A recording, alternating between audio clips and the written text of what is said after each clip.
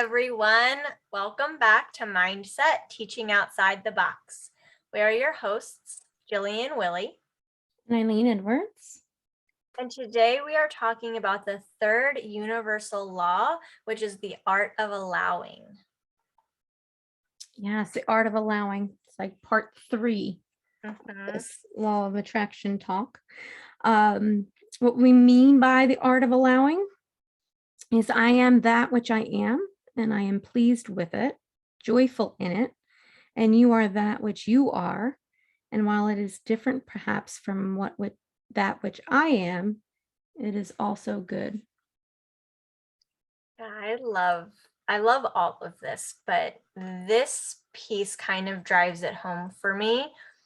This art of allowing, at the core of it, and it's what Eileen was just saying with the definition, is you or us, you as the person, being able to live your life, create your life, do what makes you happy and brings you joy, while also being truly joyful and okay with other people doing what makes them happy and living their life and doing the things in their own way. And we're going to talk later about this in a little bit more detail, but that's kind of what it is at the core of it. And I love it because I feel like so often and we've talked about this before, we let other people, either their opinions or what they're doing, influence us and our happiness and what we're doing. And I think it's so powerful to know that we can do us and we can let other people do them, and we can all still be okay and all still be happy and all still get along. Yeah. And I talk a lot about being like accepting of the present moment, part of, presence practices. I mean, the present moment is your present moment. Like it's already happening right now. And so to me, it's really important that we accept it, we allow it. And I know we've said this in multiple episodes that, doesn't necessarily mean that you may agree or like something that someone says or what someone does, but accepting your present moment as it is, allowing what is to be.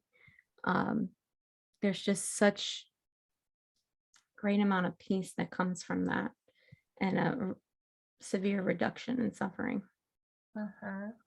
Yeah, absolutely. And I think a lot of times we tolerate people or what they're doing, and there is a big difference between toleration and allowing.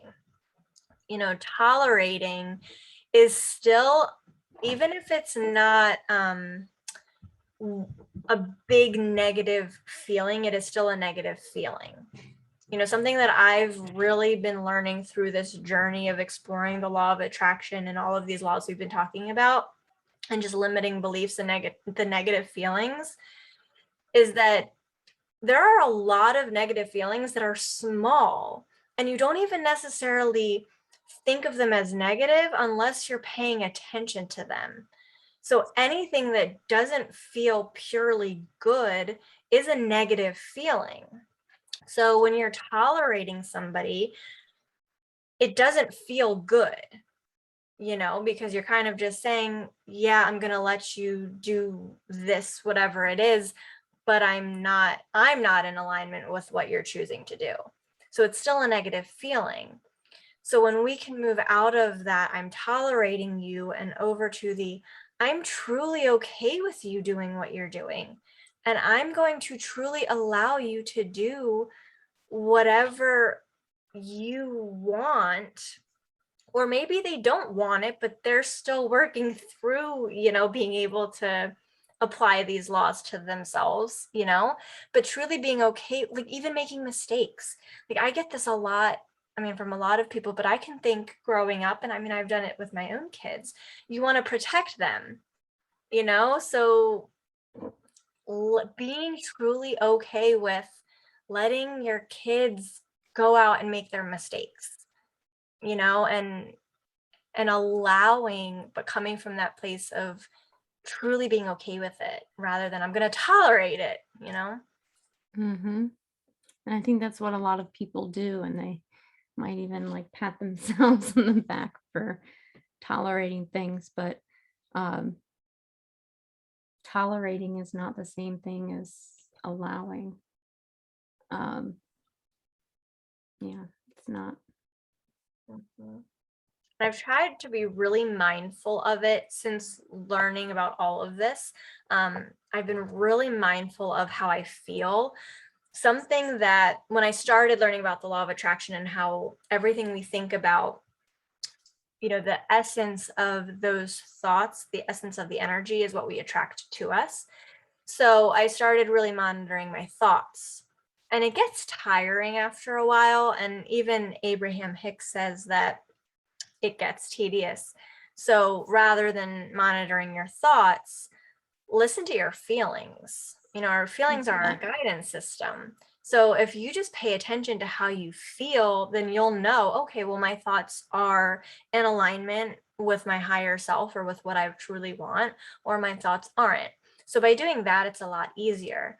So I've been very conscious of paying attention to how I feel, which has helped with these little things. And that's how I've realized, oh my gosh, there's so many things that happen every day that they're so small, I don't even recognize them as negative, but it doesn't make me feel just good. So that that has been really helpful for me. So maybe that will help some of our viewers out there too.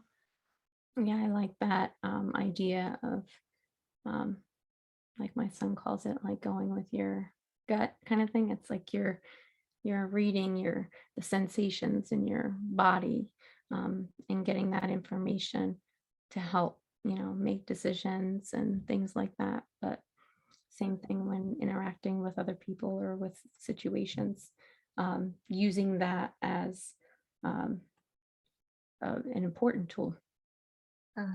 Absolutely.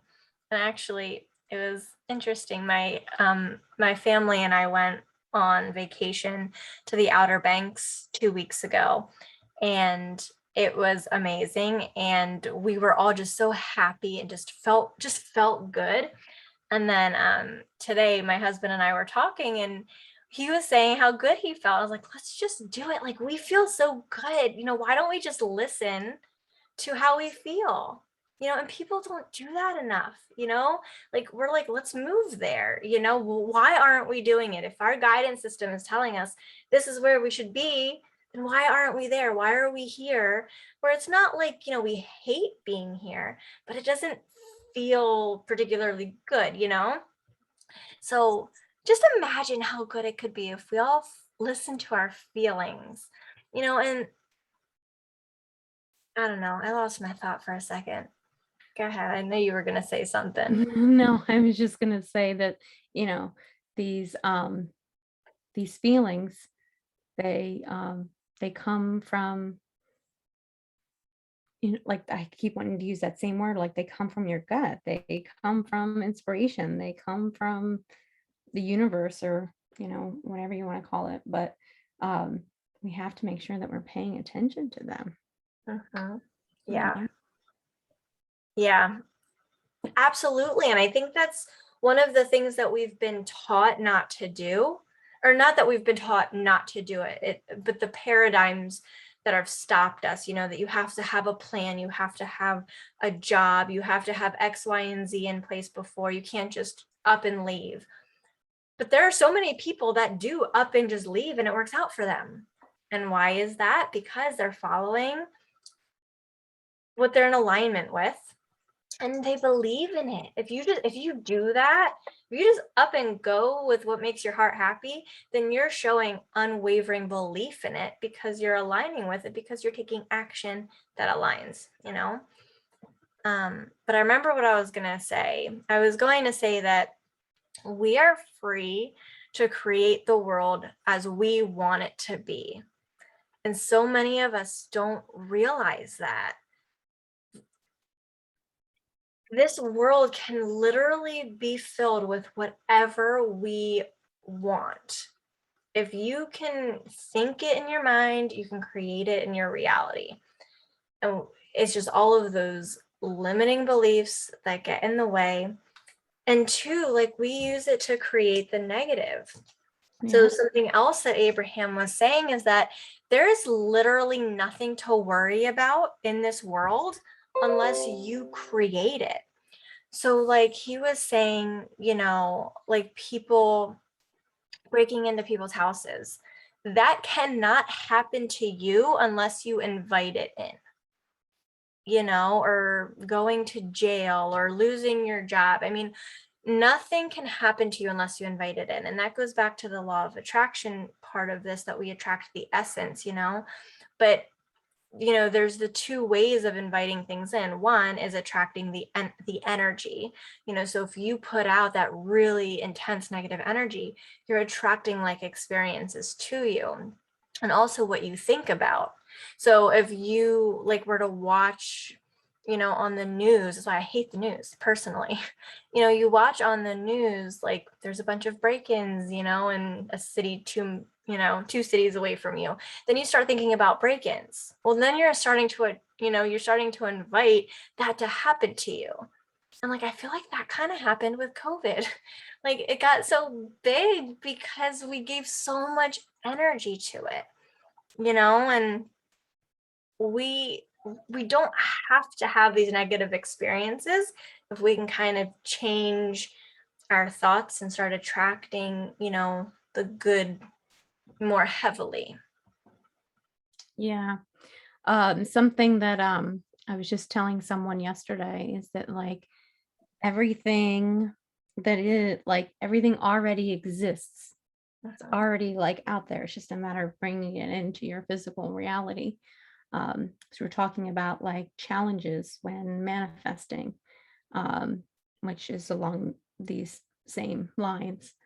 And it's already out there, but we need to make sure that we're believing and that we're trusting in the universe, that this all of these things, they're all already out there, whether it's a house in the Outer Banks or a new job or whatever it is. It's all like out there. But I do understand from personal experience, I do understand because of, my own conditioning and patterns and limiting beliefs. I do understand the hesitation. Like I do understand that natural reaction to be like, yeah, but you know, um, still, even after doing this for as long as I've been doing it, I'm still, it kind of just rears its ugly head sometimes. Um, we've talked about that a couple of times. It's like there's a couple of things that they just keep they just keep buttoning. Mhm. Yeah. Oh yeah, even I mean, as you just, kind of mentioned, totally, it's the knowing doing gap. I don't know if any of our viewers or if you've heard of that, but and this happens for so many things. It's when you know what to do and you know the content, but then applying it, from what you know to what you're doing, your actions, there's a gap there because of those programs and those paradigms that are already in place. And it is a process, and it's very doable to overcome that, but you do have to go through the process of changing those paradigms, which it can be hard internally, and you have to do it with fidelity. And I know for me personally, I have so many things that I'm working on that it's like I'm trying to choose which are the things that I want to work on in the moment, and I'm doing them one at a time, so it takes time to do them, but totally not saying it's easy, just saying it's possible. And the reason for that, because you talked about the whole knowing and doing, is like the knowing part of us, like that thought process, like that is our conscious mind. Like Mhm. that's our, our memories, our conditioning, our patterns, all of that stuff. It's that data that's stored, that we're always going to fall back on. It's like that conscious, but the subconscious mind is what controls like 95% of everything. Mhm. And so it's like this inner, turmoil. It's like we know, but then, the doing, um, we'll do, subconsciously from, you know, things that are, in our memory, unless we clear that stuff. We have to clear those limiting beliefs. We have to clear those patterns, those conditions, like actively, consciously changing those things. Because then, when things are clean and cleared, then we have the ability to, I was saying this earlier, ability to act from inspiration. We have the ability to, um, have things just kind of drop at our feet, or Mhm. ideas. Like sometimes I text you and I'm like, I don't know why, but this just happened like yesterday. Mhm. For those that are not the two of us, I don't know why, but I was just doing this and this came into my head. But it's just making sure that we're, actively clearing that stuff so that we can, um, get those gut feelings. We can, Mhm. Yeah, so you can tune in too, and know when you know to be looking out for them, then you know, oh, this is a gut feeling, or I call them intuitive hits. It's all the Mhm. same thing, just Yeah. different language. Because I think so many people have those good. Anytime you have a thought and you say, "Oh my gosh, this is a really good idea," that's an intuitive hit. People just don't follow through with their good ideas because then you sit on it, and if you stop and you don't do it, then you start thinking, and then the logic comes in, and then it's not in a spirit, because those intuitive hits come from spirit, the Yeah. spiritual side of you that is aligning to what you want, or what you're manifesting, whether it's conscious or not. So, yeah, that's, and something that can help too to make it so fluid, because you were saying, sometimes they just come and it's like out of nowhere and it's like, whoa, what happened? The more you focus on what you want, um, then those intuitive hits are going to come.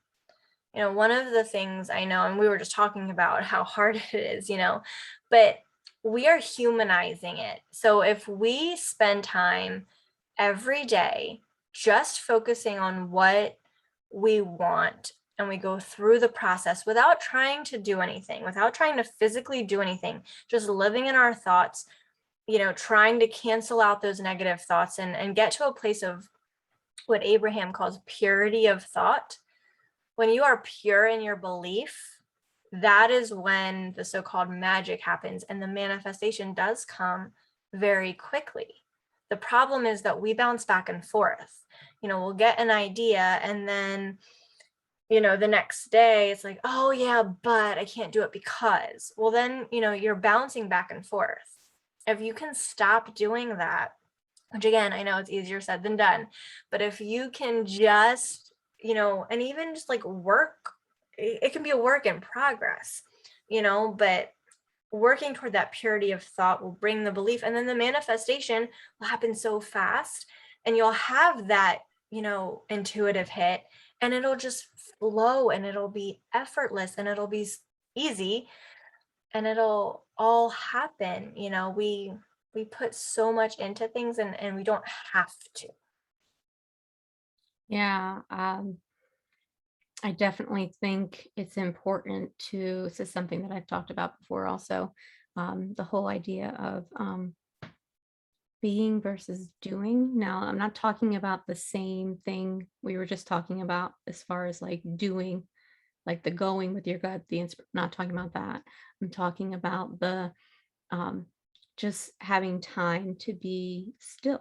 Like for me, it's meditation, mindfulness, whatever it is, but when we actively engage in those practices, those presence practices, those mindfulness practices, um, we allow time to just be, um, thoughtless, mindless, whatever you want to call it, but just being. And I think that's why that particular instance happened, because I told you in my message to you, it was like, I was just sitting there. It was really strange. I was just sitting there and I was crocheting.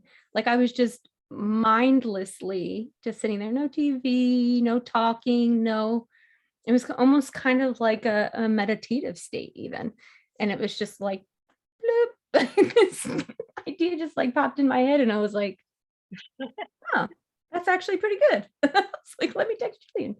Um, And it was a really good idea. yes. So it's like I think that we really have to make an effort to um, be in that being state more than the doing. Not the when I think of doing, I'm thinking, the thoughts and the actions and the planning and the to-do lists and all of that stuff. Um, and instead of being there, being present, being just being.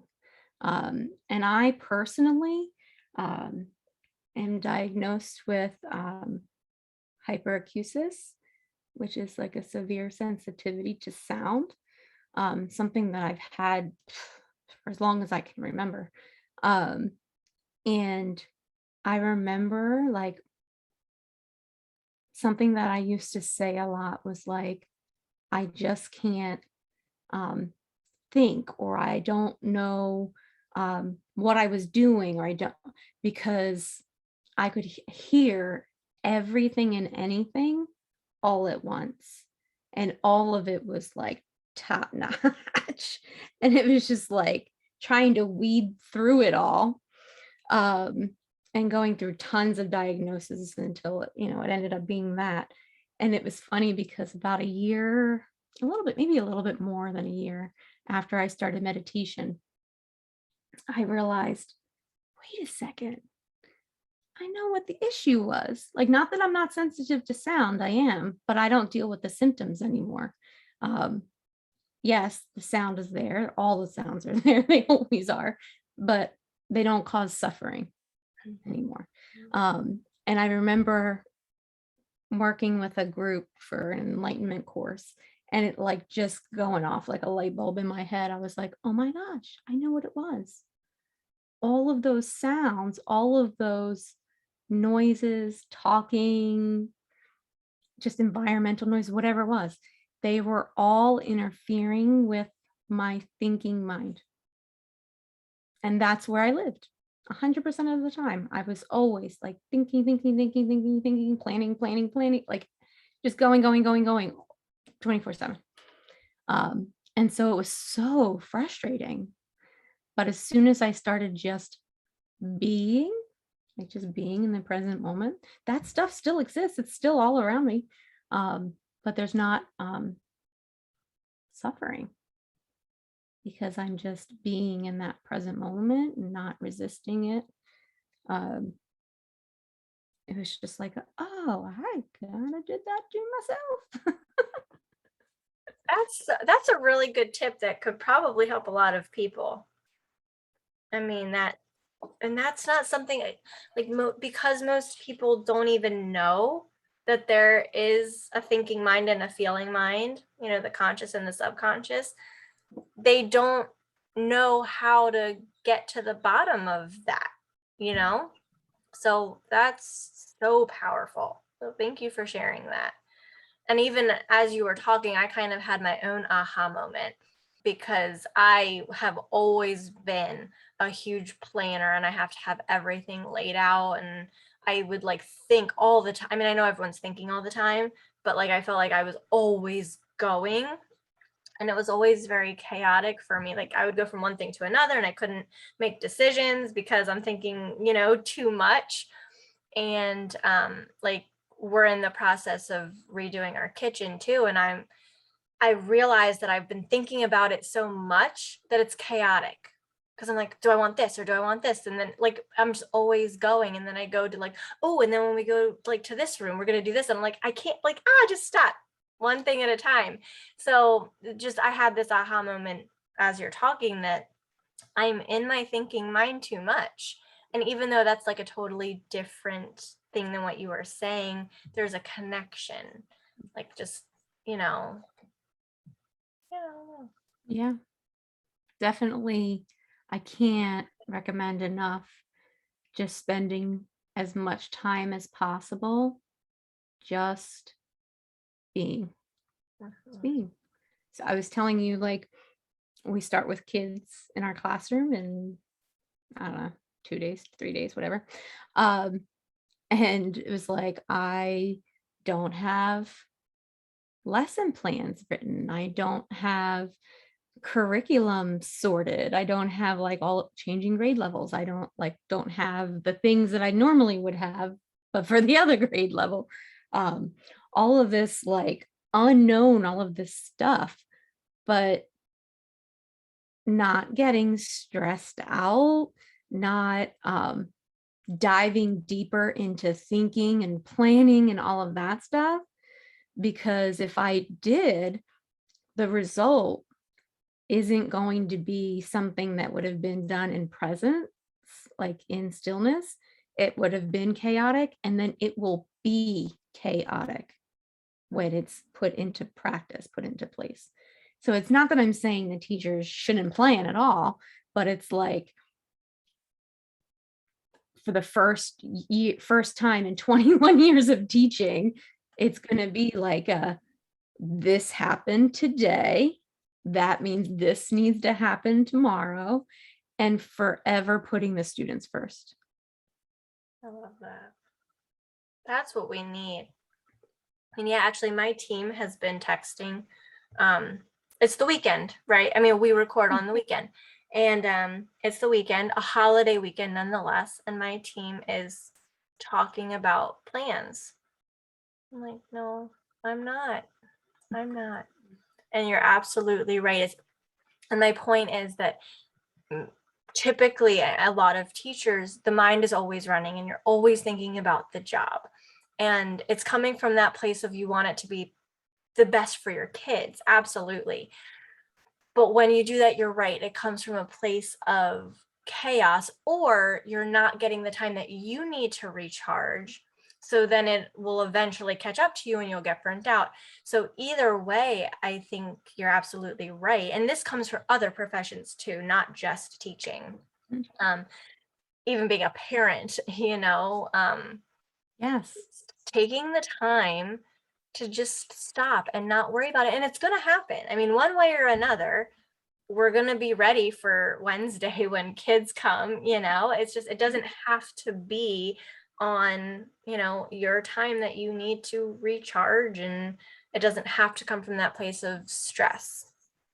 Yeah. Yeah, because we have to, not only am I saying that all teachers should be putting their students' needs first, like we should be going into each day's plan or each day's lessons or each day's like whatever it is with them in mind first. Like, where were they yesterday? Where am I going to have them be today? Not where are they going to be at the end of this unit or the end of the month. Like, I need to, those things are mapped out for us. But like, we have to be number one before that, because if we're not taking care of ourselves, like you were saying, like, we can't take care of them. We can't make good decisions. We can't make good plans. We can't make good choices. And so if I was to run myself ragged today and tomorrow and Tuesday and leading up to being with them in person on Wednesday, then they wouldn't get the best me. I can guarantee it. And I'm sorry, if I'm a parent, like, I want my kids to have the best. Absolutely. And that can't be from chaos. Yeah. I think that I just think that's such an important thing to realize. 100%. I love that you brought that up. So true. And I know our topic was allowing, but I No, apologize. but it's okay. You know what? It goes where it needs to go, and someone out there is going to need to hear that message. So I think Right that's now. yeah. But actually, I'm glad that the conversation has kind of led into the classroom a little bit. There's a quote from the book, The Law of Attraction, that I would like to share because I think this is a really powerful thing to realize. So, here's the quote. I am wise enough to understand that in sameness, in conformity, there is not the diversity that stimulates creativity. In focusing upon bringing about conformity, I am pointed toward an ending rather than to a continuing of creation. Oh my gosh, it's like that, Goosebumps. right? Right? Yes. Yes. It's I read that when I was sitting on the beach actually. And I have been very focused on this year that I want to make a difference. I mean, you always want to make a difference in your kids' lives, of course. But I've been feeling like, and I'm not the only one, I know, that the way that education is being delivered, at least in the US, I can't speak to other countries, there are definitely some cracks. Um, but I've made a vow to myself that this year is going to be different and I'm going to actually make a change, you know. Not saying that change is not happening. I'm saying on a different scale, I'm going to do things differently that I never would have done before. But this quote kind of brought me back to that because it talked about conformity and teaching the way it is now, everyone in a classroom all day. We don't do the rows thing with the desks, but just being at a desk, for most Well, of right the now day. we are. With Yeah. COVID, we are. Well, Yes. but just the idea of being in your seat, being talked to. I know that we are trying to break out of that, but generally that is still, generally here. That comes back from when we had factories and kids were being taught how to be factory workers. So it is long outdated and it is conformity, right? It was put in place so that everyone could conform to be like this, to work in this one profession. So we need to get out of that because it is stifling the creativity. Yeah, and same thing like with all of the, so I'm gonna say it, like all of the standards, it's like everyone has to be the same at the same level, doing the same thing. These curriculums is like, I just, it hurts my heart because um we're all different. We should be celebrating differences, celebrating diversity, being inclusive, absolutely, but celebrating those things that make people different, um, not labeling them, not making, someone feel as if they are somehow not enough. Um, Mhm. the whole, I just feel like the whole system right now, like you said, is so old and just, it doesn't work. Mhm. And it shouldn't be so. Like, it shouldn't be like that. It should be celebrating differences, celebrating diversity, and um, allowing, accepting, inclusivity, all of those things um, that lead to new things and creativity. And instead, we're stifling all of that. Yeah. And again, I know that there are teachers and schools and curriculums even that are trying to break out of that. I'm not saying it's nearly as bad as it used to be, but in general, there are definitely some things that could use a little revamping. But I just thought that was a really powerful quote to even just start thinking about. And even parents at home, like to think about with your own kids, how you can, kind of allow them to be more creative or explore things that they might be interested in. Yeah. And that kind of leads me into something else that I wanted to touch on, um, is that our experiences that we have, that's what brings about more of a knowing than just words. And I think Yes. that's a big piece of what happens in the classroom too. We say we're trying to bring them experiences and opportunities and all of this, but are we really? Like we're still in a classroom all day. And a lot of the lessons I know that we have curriculums that it's here's the lesson, you read what you're supposed to do and you do it. But there's a lot of the starting out where the kids are starting to get the knowledge is the teacher telling them, or, and then they're not really getting experiences. And it's like having the experience is so much more powerful, you know, than just listening to words. It's them needing to trust you instead of, you know, experiencing for themselves and being able to have that gut feeling and trusting it because they know it to be true because they just did it. Mhm, They just experienced it. So, um, yeah, mhm. spot on too.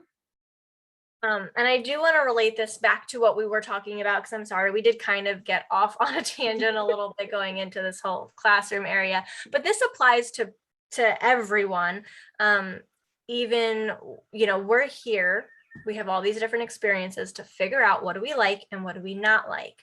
So having experiences is going to allow you to have that, to collect those different things and see how you feel about them.